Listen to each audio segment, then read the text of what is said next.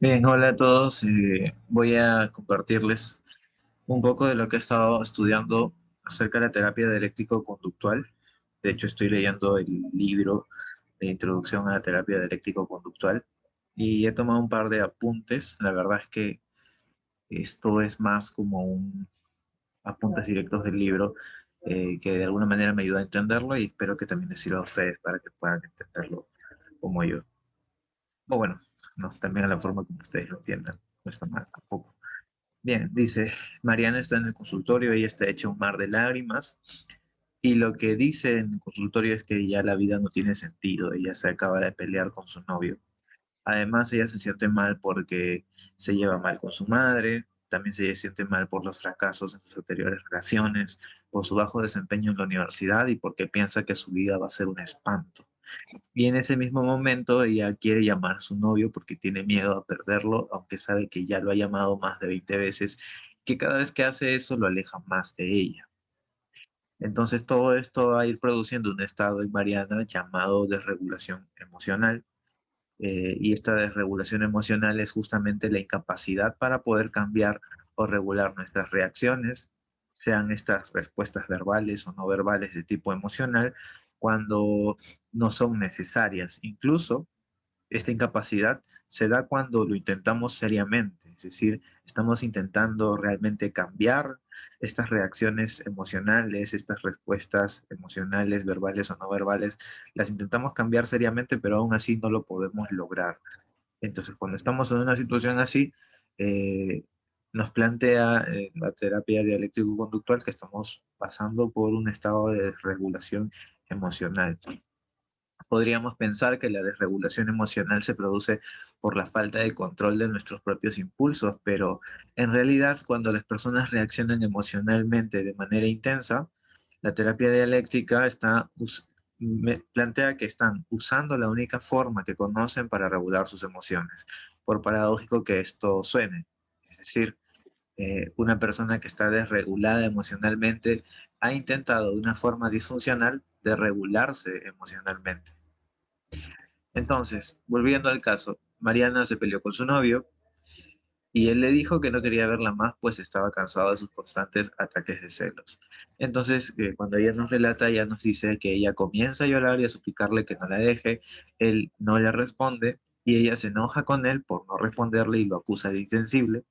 Él insiste con terminar la relación y ella entonces le da la razón y se acusa a sí misma de ser un desastre y añade que no merece estar viva. Él le dice que puede concertarle una cita con su psicóloga, pero que aún quiere separarse y ella, en vez de responderle, abandona el lugar. Ella llega a su casa, se siente abrumada emocionalmente y todo su cuerpo comienza a tensarse.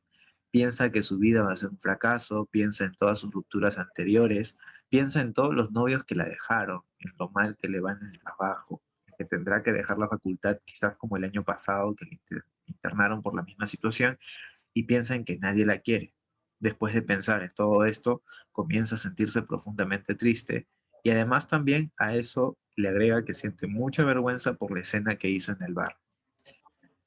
Llegado a este punto, podemos ver que la cadena de eventos negativos para Mariana ha ido pues aumentando a tal punto de que podríamos justificar la profunda tristeza que siente por todo lo que le ha venido pasando en tan poco tiempo.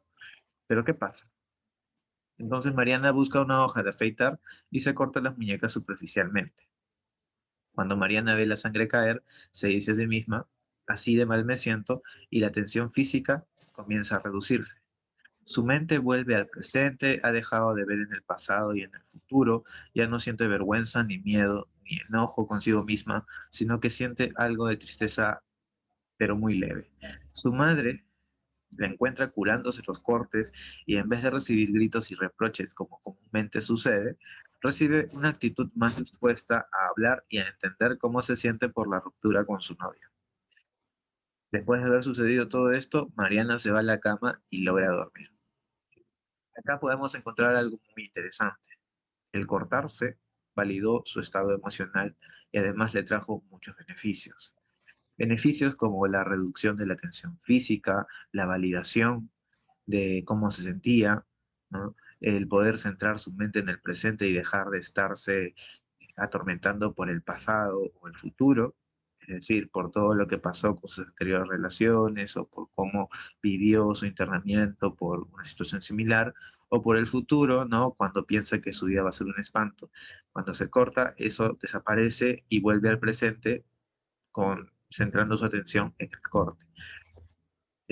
También habíamos dicho que se sentía mal por su mala relación con su madre, pero cuando se corta, recibe pues de su madre una aceptación, una actitud mucho más de disposición para hablar y para entender cómo se siente.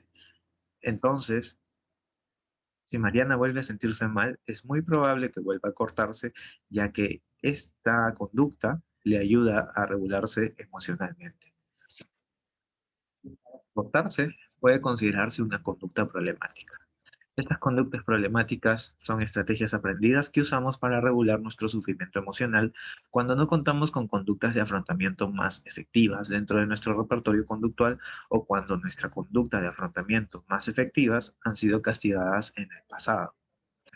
Una conducta de afrontamiento principalmente se utiliza para lograr al menos uno de los siguientes objetivos: regular nuestras emociones, solucionar nuestros problemas o influir en nuestro entorno a fin de hacerlo menos amenazante.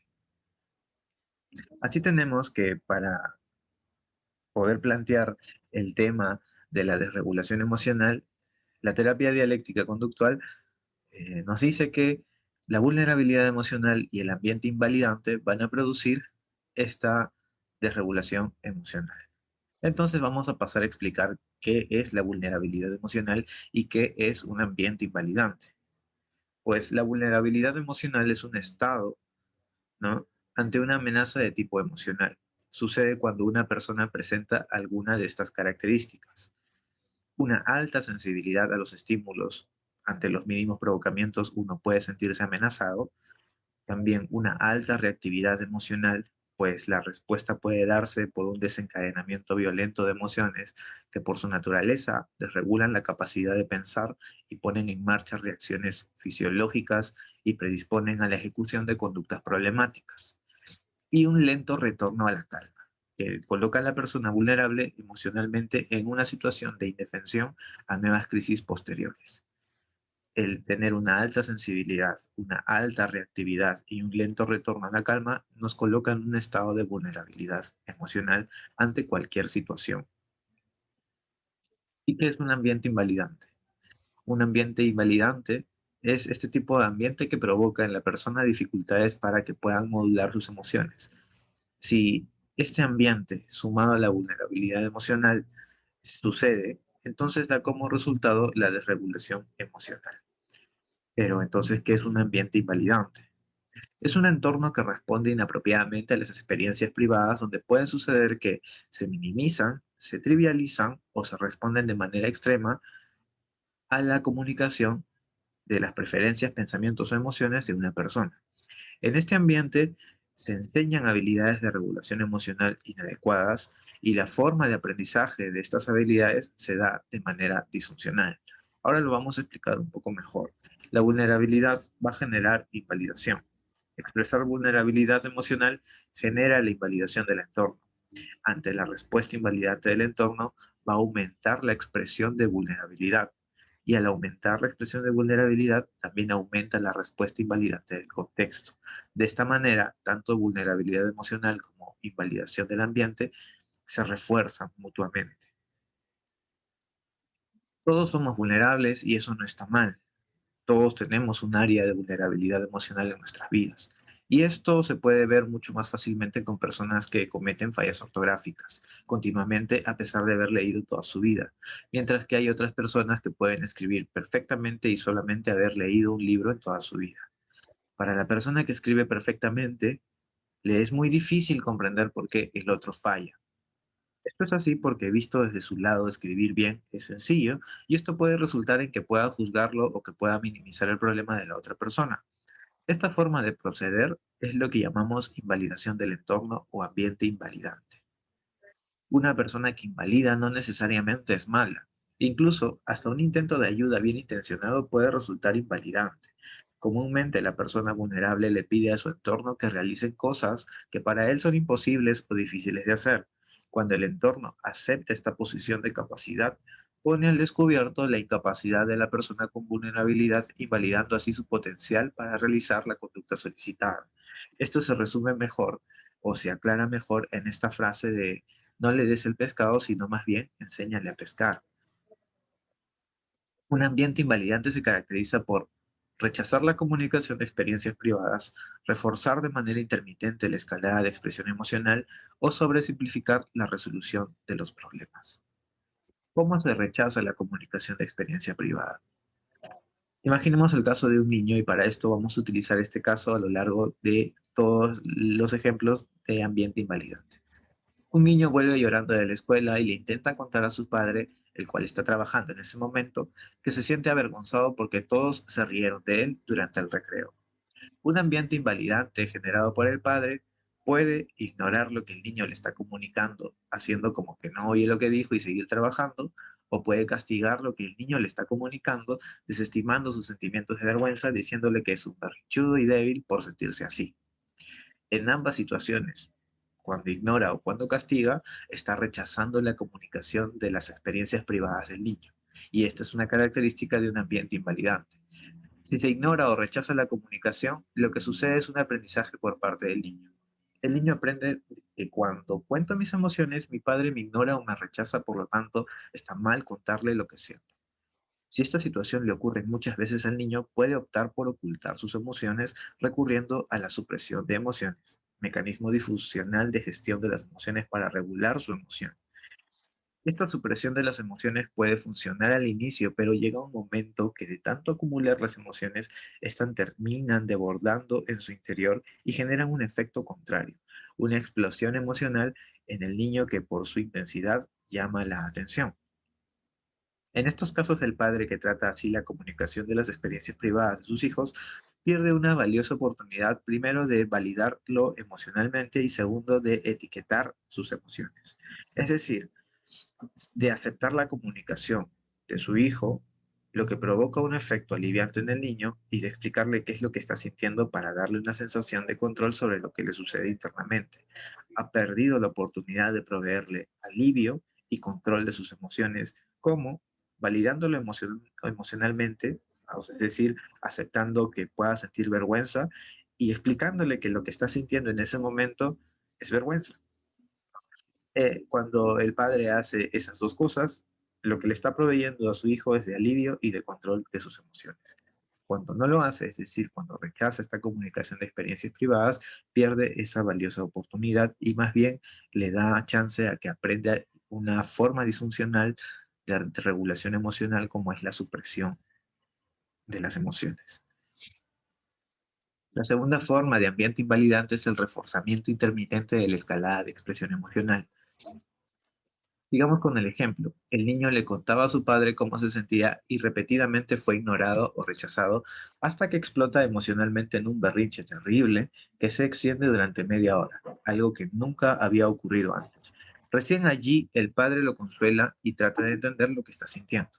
Si esta situación de explotar emocionalmente se repite y algunas veces el padre le presta atención y lo consuela y otras veces opta por castigarle, lo cual es muy común, entonces el padre sin quererlo está colocando la explosión emocional del niño en uno de los programas de refuerzo conductual más exitosos para el mantenimiento de una conducta, solo que en este caso está provocando el mantenimiento de una conducta problemática, la explosión emocional. En este caso, el padre nuevamente pierde otra valiosa oportunidad para enseñarle a su hijo la correcta expresión de las emociones, guiándolo hacia una combinación más exacta de su emoción. En cambio, le enseña que recurrir a una conducta extrema puede funcionarle en algún momento, lo que da lugar al aprendizaje de una estrategia disfuncional de regulación emocional. Aprendizajes que solo se dan en un ambiente invalidante. Y por último está el sobresimplificar la resolución de problemas. Si el niño le hubiera preguntado a su papá cómo puede hacer para regular su emoción o resolver el problema con sus amigos, es probable que su padre le hubiera contestado, si su padre pertenece a un ambiente invalidante, le hubiera contestado, simplemente inténtalo, trata de controlar tu emoción o anda y resuelve el problema que tienes con tus amigos. Esta respuesta no le enseña a tolerar el malestar que está sintiendo o resolver los problemas a los que le está consultando. En realidad, esta respuesta del padre no le dice nada al niño. De hecho, esto parte de que para el papá, el decir, controla tus emociones o resuelve el problema con tus amigos, sobreentienden acciones concretas como respira, ponte a jugar o acércate a ellos, diles que te sientes incómodo y que no lo vuelvan a hacer. El padre no tiene tiempo para explicar algo tan simple para él y allí está el problema, en que un ambiente invalidante no propicia los pasos para la resolución de problemas, dejando a los miembros a que prueben lo que mejor les funcione, que muchas veces terminan siendo conductas problemáticas. Hay que entender que conductas extremas tratan de poner a raya emociones extremas. Por eso se hace necesario una mayor comprensión de la vulnerabilidad emocional y también de aquellos factores que nos convierten en un ambiente invalidante para que aquellas personas que pasan por un estado de vulnerabilidad emocional puedan ser comprendidas. Mantener un ambiente invalidante y sostener un estado de vulnerabilidad emocional por mucho tiempo provocan desregulaciones en distintas áreas. Desregulación emocional por una alta sensibilidad y reactividad emocional y lento retorno a la calma, una desregulación conductual en la que la persona emplea conductas problemáticas, una desregulación cognitiva influido por la desregulación emocional, donde el pensamiento surge a partir del estado emocional intenso, llevándole a un pensamiento polarizado, una desregulación interpersonal donde se categoriza a las personas o bien idealizándolas o bien devaluándolas, y una desregulación del self alterándose la identidad, la autoimagen, el sentido de sí mismo y sentimientos crónicos de vacío. La terapia dialéctico-conductual busca en los pacientes aumentar sus capacidades, mejorar su motivación, asegurar la generalización de conductas de solución a nuevas áreas de la vida del paciente y aumentar la motivación y capacidad del terapeuta. Estructurar también el ambiente de manera que aumente tanto las habilidades del paciente como las habilidades del terapeuta. Lo que no busca el DBT, la terapia dialéctica en sus pacientes es responsabilizarlos por la falta de cambio. Tampoco se busca responsabilizarles por su falta de motivación. Tampoco se busca que deban sentirse presionados por desempeñarse mejor o por intentar el cambio cada vez más, ni que se sientan responsables por todos los problemas que les suceden. O tampoco estamos buscando que piensen que su vida es insoportable o que deban aprender nuevas conductas en todos los contextos.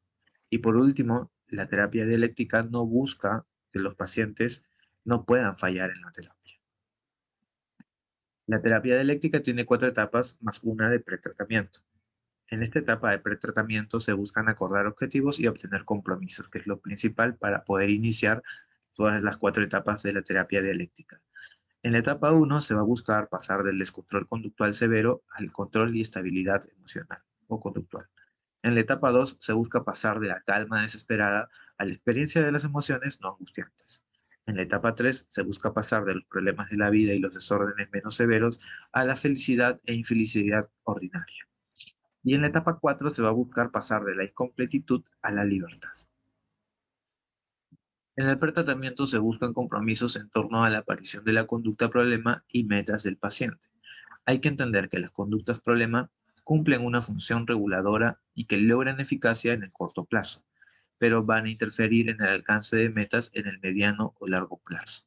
Por lo tanto, es importante asegurarle al paciente que le ayudaremos a buscar otras conductas para lograr sus metas del corto, mediano y largo plazo, y que también el paciente debe aceptar a comprometerse a no emplear más la conducta problema por un plazo de tiempo. Para ello es necesario llevar a cabo la clarificación de las metas a largo plazo, identificar las conductas problema, explicar qué son estas conductas y cómo cambiarlas, y obtener el compromiso del paciente e insertar en su vida habilidades nuevas. Bueno, aquí es lo que he avanzado en el estudio de esta introducción a la terapia dialéctica. Ya les estaré informando más sobre este libro, que es bastante interesante, y bueno, espero que les sirva mucho. Hasta pronto.